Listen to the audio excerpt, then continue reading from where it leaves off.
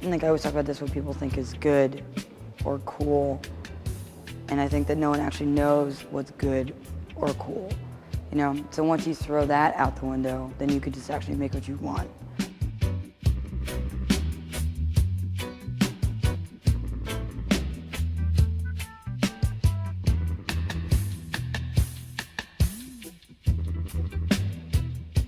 And when I started making these, I didn't think anyone was ever gonna see them, you know, and I was making them for me, so that's why all the references in the paintings are things that I actually like.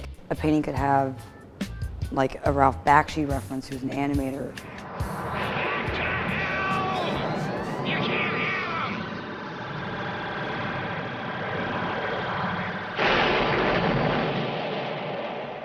You did it, you beat the demon. Or it could have a Wilfred Lemonius reference, who was a reggae album art cover artist. They're all things I like. It's like nothing is done in irony or satire. It's all completely sincere. Because I feel like a lot of art is, while it is very serious and doesn't allow room for humor or jokes, it also takes itself too seriously.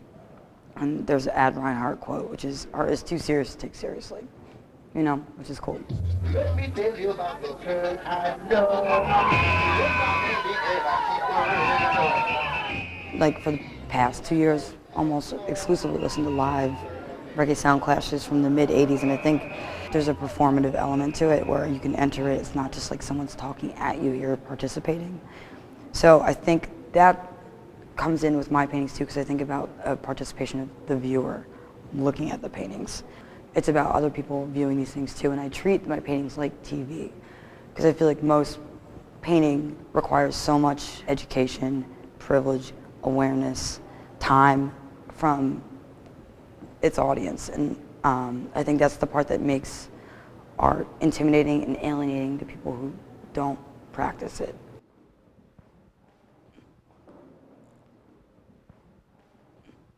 There's this one painting I have, it's called A Love I Can Feel, which is based off of a Sugar Minott track, who's one of the reggae artists that I love. But it's this image of a kiln with this woman that's melting like a candle, and she's like a big puddle on the floor with these candles, like almost like memorial candles coming out, and she's in her living room with a filing cabinet. The figure on the bottom is taken from a Mort Drucker drawing, who was an illustrator for Mad Magazine. Everything is a reference, like, you know, I'm thinking about like childhood.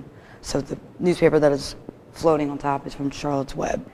And then bringing some like kind of historical element to it is the Italian Futurist painting. I want them to kind of be almost timeless in a sense, so that they span different generations and sometimes even different centuries in the same painting.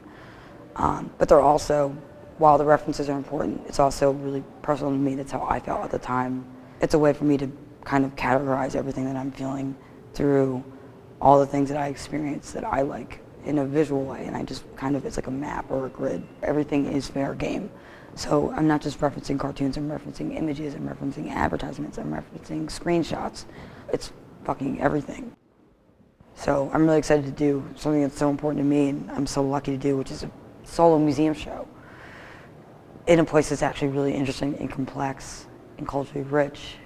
And it's like its own unique thing that doesn't exist anywhere else, and especially now with everything that's going on. I think it's really relevant.